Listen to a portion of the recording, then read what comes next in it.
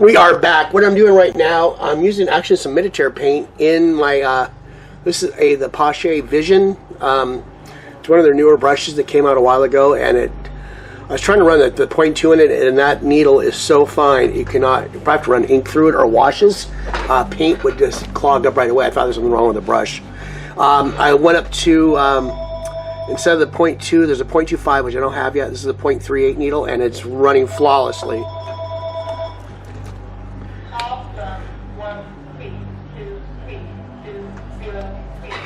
Ignore the phone call. It's probably someone selling something. So I'm just, that's straight out of the bottle. I usually don't do that. Let's see how it works. And that is working wonderfully. And I'm running probably about 25 pounds of pressure. And you can see it's laying down. I don't know if you can see that. Oh, you can see the color differentiation. Because this is mud brown. We're going over, as I said earlier in the past section, this is, well, mostly Badger Steinerez black primer, but then I decided to use some of my Vallejo, and I mixed it to thin it, and it works flawlessly because that Steinerez is thick. And I had Chung recommending just turning up the pressure and just blasting it through, which is another way of doing it. But I'm more like, I like working with thinner paint, and I'll go back and do layers after layers. That's not a problem with me. And let's get this. This is a nice brush. It's got a nice feel to it. Kind of cool looking in the black. Kind of reminiscent of the Sotar with a giant cup on it, because the cup's pretty far forward. And it feels good. Also, this has a 0.66 needle and a fan cap. I haven't used that yet, but that'll be great for doing terrain. The fan will allow you to do 2.5 to 3 inch fan coming out of the front of this. So I'm just kind of I'm gonna go back and forth with the colors on the back of this.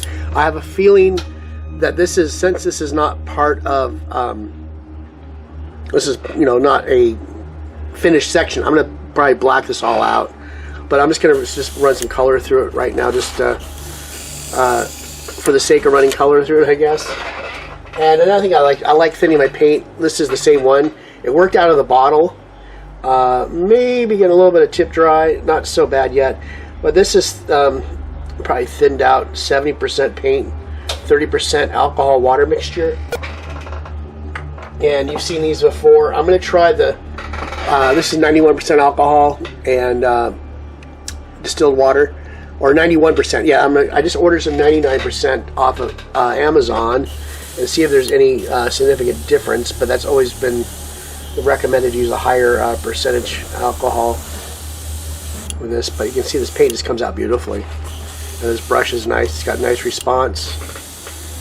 I'm still a big Badger fan, but it's just kind of, I picked this one up on eBay for $90 or something. Someone said they got it as a gift. You never know if that's true or not, but it's in perfect condition. And I've seen these anywhere from $300 down to $150, so it was not a bad buy to grab it, and just something to add to my collection. So I'm going to play around with this a little bit more and be back and show you some changes. I think we may have had some technical difficulties. I ran this third highlight, Earth. I don't know if that was on film or not. I'm going to have to go back through these. I'm still in the middle of filming. It's giving that dry, dusty look, which I like a lot. And now we're going for, we're going to paint the runway.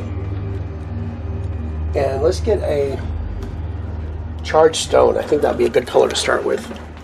And like the other ones, I'm going to thin them out in the cup. Make sure there's no chunks or anything in it.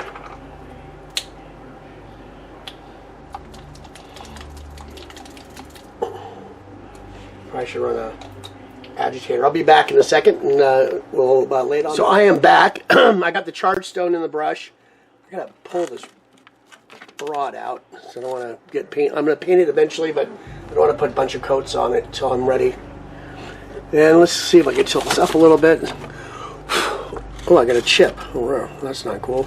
Let's just throw a bit of gray on there just to color it up. There we go. And then we're just gonna almost like highlight each one of these things as much as we can. So I really don't want to lose the cracks. I want to keep those really, really dark. And we'll see how we can, with this .38 needle, how close we can get in there. And yeah, we're doing pretty good. And the more at the center, we'll get it a little bit lighter. Always go back and forth to just quick. Oh yeah, nice control. Look at that.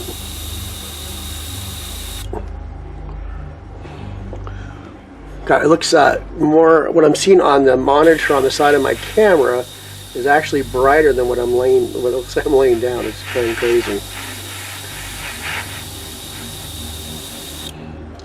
This is going to be a little more difficult getting in here, but let's try. Not too bad.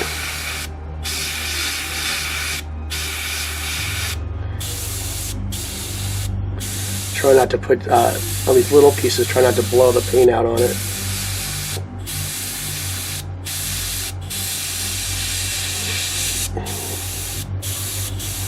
Made a little mistake right there. Oh well, we'll come in and fix that with a wash later on.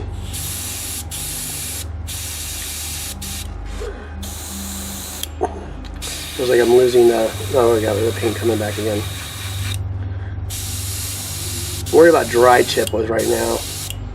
I'm running a lot of air and trying to control the trigger, and which I got clogged again. See if I can fix this real quick while I'm with you guys. I'm just going to pull the back off. Actually, I'm going to leave this back off right now. A really quick way to fix a clog, it's very temporary, is just let the needle chuck out a little bit. And then, see, we're back in business. I'll just off the side. So let's,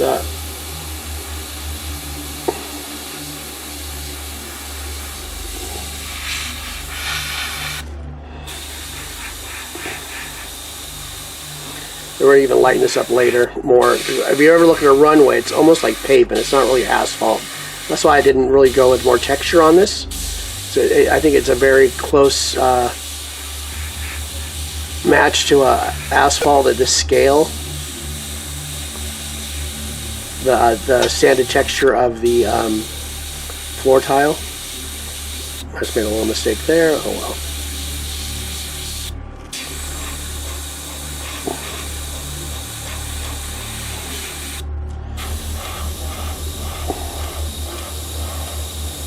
And see, you can pull on these bigger pieces. You can pull back and get more paint laying down. Still, you only get maybe, I'd say, what, a little over a quarter inch of a spray pattern. And you can keep going more and more. That is looking cool. Then we got these little spots again. Hopefully, don't get dry tip. You got to be really with these little tiny things. You're trying to do that little bit of thing with the brush close, so you have a tendency to just blow out a lot of paint. And these bigger sections, let's get more opacity in the middle.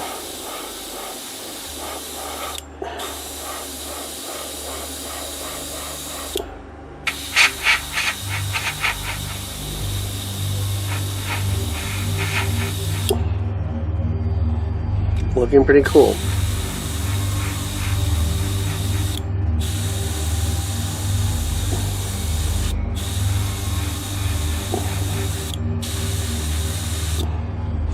I might do some shading on these. Plus a nice little base coat to go with. Maybe bring it lighter as it comes forward, and each individual piece kind of add interest to it.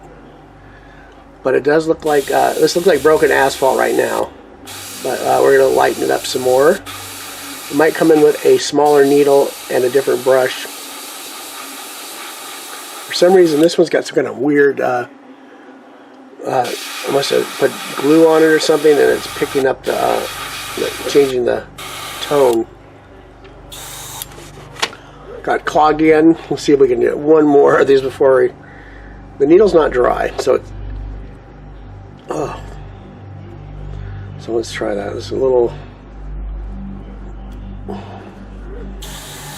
Yeah, we're back in business. So we got to see this side right here. We need the center.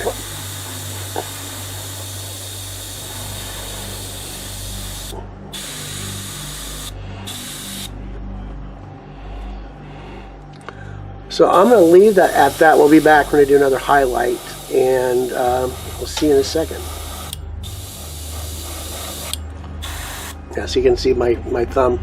And when you start getting the color matching correctly and it's laying it down, you don't see it as easily.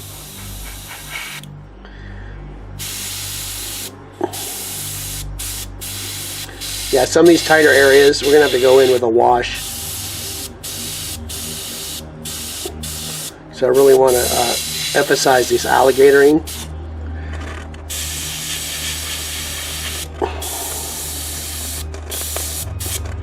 So that's it. We'll be back. Thanks.